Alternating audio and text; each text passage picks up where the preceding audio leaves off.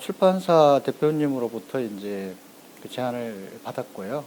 그리고 이제 처음에는 한 권 정도 만들자. 뭐 시인분들의 시를 이제 모아서 한 권의 책으로 엮고 싶다. 처음에는 그랬었는데, 그러면서 제가 좀 역제안을 했습니다. 그래서 그 시인들마다 한 권의 책 하나씩 만들어 나가자. 앞으로 평생 동안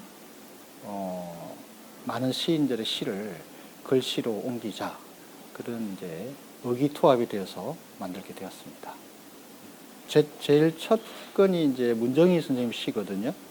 문정희 선생님 시는 뭐 아시다시피 굉장히 좀 강렬한 그런 이야기들이 많이 있는데요. 눈송이처럼 너에게 가고 싶다. 이제 그 시가 굉장히 좀 와 닿거든요. 그 전에 눈이 왔을 때도 많은 사람들이 눈송이처럼 막 얘기를 하더라고요. 눈이 오면 막 굉장히 사람들이 뭔가 어릴 적 그런 시절로 돌아가게 되잖아요. 하나 즐거웠던 게 하나 있습니다. 그러니까 우리 글자는 원래 이제 하늘, 아라는 그 점이 있잖아요. 그 점이 이제 우리 보통 아래아라고 그러는데 원래 이제 하늘아인데 모음에서 이제 그 가로획, 뭐 예를 들면 아에서 가로획, 그리고 어에서 또 가로획, 오에서 뭐 세로획, 우에서 세로획 이런 획들은 점으로 표현할 수가 있거든요. 그런 이제 그 모음의 가로획, 이 세로획, 그러니까 이런 획들을 점으로 처리해서 마치 막 눈송이가 내리듯이 그렇게 표현을 해놓고 혼자 막 뿌듯해한 그런 생각이 납니다. 그러면서 그 시가 가지고 있는 어떤 그 시어라고 할까요? 그리고 시인이 그 시를 쓸 때 어떤 시적 감정 이런 것들이 그 눈송이에 그대로 들어 있잖아요. 그래서 글씨도 그렇게 표현이 가능하다. 또 두 번째는 이제 그 정호성 선생님 시를 또 썼는데요. 희망을 노래하는 그런 이야기 시가 많은데 그 몸이라는 시가 있습니다. 겨울에 그 강이 꽝꽝 얼잖아요. 그러면서 이제 강물이 얼으면서 한 덩어리의 몸이 되는 그런 이야기를 노래한 것인데 몸이라는 글자를 한번 분석해 보면 굉장히 재밌어요. 일단 미음이 두 개죠. 그리고 모음 오가 있고 또 미음이 이제 아래에 있고 어떤 뒤집어도 굉장히 재미있는 글자 몸이 되면서 뒤집어도 글자가 재미있는 글자고 뒤집어도 형태가 거의 비슷해요. 그러면서 이제 그 네모가 있다는 것에서 좀 재미있는 좀 발상을 좀 했는데요. 그래서 네모를 바깥에다가 모음이라는 글자 바깥에다 네모를 하나 그리고요. 또 소성 미음에도 네모를 몇 개를 더 넣고 종성 미음에도 네모를 좀 더 넣어요. 그래서 이 글자들도 한 몸이 되는 거죠. 일단 이제 제가 해석한 것은 바깥에 큰 미음이 하나 있어요.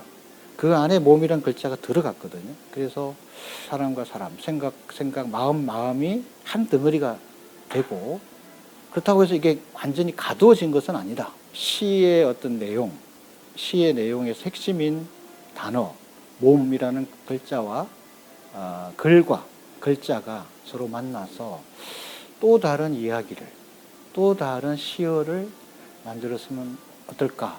모든 시가 다 저에게 중요하지만 이제 글자를 쓰면서 글씨를 쓰면서 느꼈던 감정에서 보면 몸이라는 그 시 그것도 참 재밌었습니다.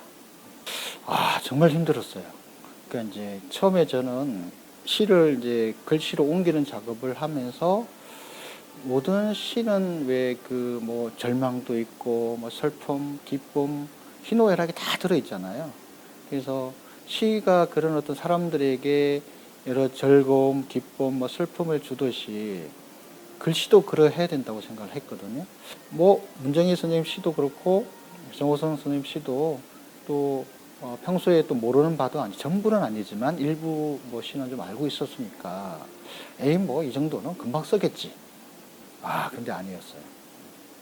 이 작업은 한 2년 이상 걸렸습니다. 그러니까 처음에 글씨를 쓰고 특히 문정희 선생님 시 같은 경우에는 한 3번 정도 작업을 했던 것 같아요. 한 편의 시를 3번 정도. 처음에 다 한번 써놓고 마음에 안 들어서 다시 또 쓰게 돼요. 감정이입이 돼야 되잖아요. 근데 그게 안 되는 거예요. 그리고 이제 중요한 건 각각의 시가 다 제목이 다르고 내용도 다르고 또 시점도 다른데 그거를 똑같은 글씨로 쓸 수는 없으니 또 다른 늘 이제 그 시에 맞는 글씨를 찾는 것도 어렵고 그 시에 맞는 그러니까 시가 가지고 있는 내용이 그러니까 이별이다. 그러면 그 시어를 핵심적인 시어를 찾는 게 어려웠어요. 근데 이제 시간이 좀 지나니까 깜짝 놀란 게 하나 있어요. 그러니까 문정희 스님 시는 전부 다 가만히 이렇게 살펴보니까 하나의 시가 한 덩어리이지만 한 대목을 딱 떼서 보면 이게 하나의 또 시네? 이런 생각이 드는 거예요.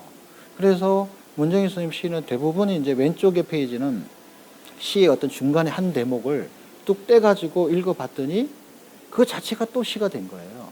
한 편의 시에서 10개의 시를 봤다. 이런 글을 제가 써놨거든요.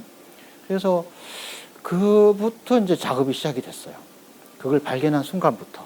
그래서 이제 문정희 선생님하고 나중에 책이 나와서 또 만나서 그 얘기를 들었더니 선생님께서 굉장히 좋아하셨어요. 놀라운 발견이라고.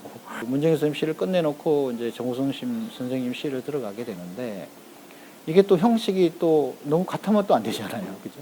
정우성 선생님 시에서는 뭐 외로우니까 사람이다. 뭐 이런 게 있잖아요. 그죠?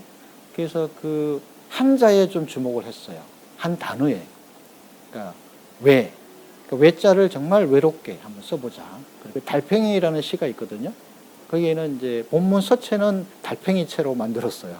보시면 막 달팽이가 막 기어가고 막 그런 서체인데 왼쪽에 이제 큰 제목에서는 종성만 썼어요. 달팽이에. 그러니까 니을하고 이응 두 개만 써놨어요. 나머지는 독자들이 좀 채웠으면 좋겠다. 그러니까 곳곳에 비워둔 데가 좀 많아요. 뭐 예를 들면 꽃 같은 놈 뭐 이런 게 있거든요. 거기에는 그러니까 는 이 꼴이죠. 이 꼴하고 놈만 써놨어요. 아마 독자들은 도대체 이게 뭘까 그렇게 좀 고민을 하실 것 같은데 자기가 생각하는 앞에 단어 한 글자를 붙이면 어떤 놈이 되거든요. 그래서 그런 장치들을 좀 마련해서 독자들이 이 시를 또 다르게 해석하거나 또 빈 곳을 채우면서 그 시가 가지고 있는 의미들을 좀 더 깊게 음미해보는 그런 장치들을 또 마련해둔 게 정호성 선생님 시입니다. 저는 이제 캘리그라피라는 용어를 좀 이제 순 우리말로 멋글씨라고 하고 있거든요. 그래서 멋은 이제 단순히 뭐 예쁘게 멋만 부리는 것은 아니고요. 디자인을 이제 우리말로 번역하면 멋짓 뭐 이렇게 할 수가 있고 또 우리가 예술 이런 것도 우리 순 우리말로 하면 멋이라고 할 수 있거든요. 그래서 멋글씨라고 하면 좋겠다. 공부가 많이 필요하죠. 예를 들면 뭐 서예는 아주 기본이 되고요.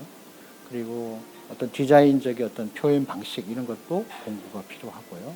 이 세상의 어떤 움직임 나름대로 자기만의 분석이 필요하고요. 또 수많은 어떤 여러 가지 경험들이 또 쌓여야 되거든요. 예쁘게만 쓰겠다. 그런다면 글이 가지고 있는 뜻을 자기만의 해석으로 뜻을 이해하거나 분석하거나 자기만의 해석이 있으면 좋겠다. 그렇지 않으면 어떤 글을 글씨로 옮길 때 자기 글씨가 아니고 남의 글씨가 될 수 있다. 그리고 이제 좀 더 예쁘게 쓰겠다. 이제 보통 우리가 이제 가독성 얘기를 많이 하잖아요. 가독성을 높이는 것도 좋은 글씨의 바탕이거든요, 사실은. 근데 한글은 가독성을 높이는 게 어렵지 않습니다, 사실은. 그러니까 한글은 아시는 것처럼 초성과 종성과 중성, 그러니까 소리를 삼음절로 나눠놨잖아요. 하늘과 땅, 사람으로. 예를 들면 역사, 책방이잖아요. 책이라는 글자를 보면 치엇이 초성이잖아요, 그죠? 종성은 기역이고 받침 기역이고 중성이 모음 애잖아요. 근데 우리가 보통 보면 가가 거기어 막 이렇게 가르치다 보니까 그러니까 같이 이어서 써버려요. 붙여서. 그러니까 초성과 중성, 종성을 처음부터 떼어서 쓰면 아주 쉬워져요. 가독성이 그냥 올라가는 거죠. 이렇게 책이라는 글자를 막 이렇게 붙여서 흘려서 써버리면 가독성이 떨어지고 품격 이런 것도 좀 떨어지잖아요. 근데 만든 제자 원리, 그러니까 초성과 중성, 종성, 그러니까를 나누고 합한다. 그게 이제 우리 훈민정음에 나와 있는 제자 원리거든요. 그래서 처음에 나누고 하늘과 땅, 사람 이 사이 관계를 뚝뚝 띄워놓고 조금씩 좁히면 그러면 이제 아주 좋은 글자가 되거든요. 그런 어떤 공간을 좁히고 넓히면서 어떤 마음이라든지 소리를 보이게도 할 수 있다는 거죠. 시집 끝에 부록처럼 이 글씨를 쓰면서 제가 가지는 태도, 그러면서 한글, 뜬문자 한글 이야기를 뒤에 부록처럼 써놨어요. 이해가 좀 있으면. 한글이 만들어진 원리, 글씨를 쓸 때 그런 것도 좀 공부를 하면 더 좋은 글씨, 단순히 예쁜 글씨가 아니라 그 글씨에서 쓰는 사람의 마음, 여유, 자연의 어떤 현상들, 더 좋은 글씨를 쓸 수 있지 않을까 이런 생각을 합니다. 글씨를 써오면서 보낸 시간이 한 20여 년이 되거든요. 너무 앞만 보고 달려온 것 같아가지고요. 사실은 이제 원래 올해 유배, 제 스스로 유배를 가야 되겠다. 강화문 현판이 문제가 좀 있어가지고 다시 만들고 있어서 그러면 거기만큼은 좀 우리 훈민정음체로 좀 하는 게 어떻겠느냐. 그런 어떤 운동을 좀 했었어요. 원래 제가 계획했던 유배를 가지를 못했는데 내년에는 이제 그걸 좀 실행으로 옮기려고 합니다. 글씨를 위해서 더 좀 공부하는 시간을 좀 가지려고 합니다. 사실 이제 20여 년 전만 해도 디자인계나 서예계 쪽에서도 서예계는 한자를 써야 뭐 서예가로, 한글은 솔직히 말하면 좀 뭐 이렇게 취미생활 정도로 치부해버리는 예술적 어떤 그 가치를 좀 한글 서예는 낮게 보는 그런 경향이 있었어요. 그래서 저는 이제 그럼에도 이제 제가 20여 년 전에 이 일을 시작하면서 목표를 삼은 것이 우리 말이 이렇게 고운데 우리 한글도 충분히 곱고 아름다울 것이다. 한자 못지않은 조형성을 가지고 있다. 굉장히 독특하다. 많은 부분에서 한글을 바라보는 시각이 바뀌었어요. 태도가 바뀌었어요. 서예계도 그렇고 디자인계도 많이 바뀌었어요. 나름대로 어찌 보면 좀 보람을 느끼지만 또 다른 어떤 글씨를 보여주기 위해서는 또 공부가 필요하다. 한 2년 정도 또 공부하는 시간을 가지고요. 이 한글을 또 어떻게 또 새롭게 해석하고 발전, 우리가 갖고 갈 것인지 그런 좀 고민을 할 것 같고요. 2년 후에는 또 제 글씨가 좀 많이 바뀌지 않을까. 뭐 이런 생각을 합니다. 그래서 2년 후에는 사실 이제 제 작품에 한글 이야기가 빠질 수도 있습니다. 제 홈페이지의 슬로건이 뭐였냐면, 그러니까 표라고 하죠, 그죠? 한글의 아름다움이 보일 때까지 나의 부선 춤추리라, 막 이런 그런 그 나름대로 목표를 삼았었는데요. 한글이라는 말을 안 하고 어떤 예술적 가치가 더 한 단계 넘어서는 어떤 그 글씨가 하나의 어떤 그 예술성, 물론 이제 서로서 회화성, 그러면서 이제 예술적 가치로 더 한 단계 올라가는 그런 이제 글씨를 쓰지 않을까, 또 써야 한다라고 생각합니다.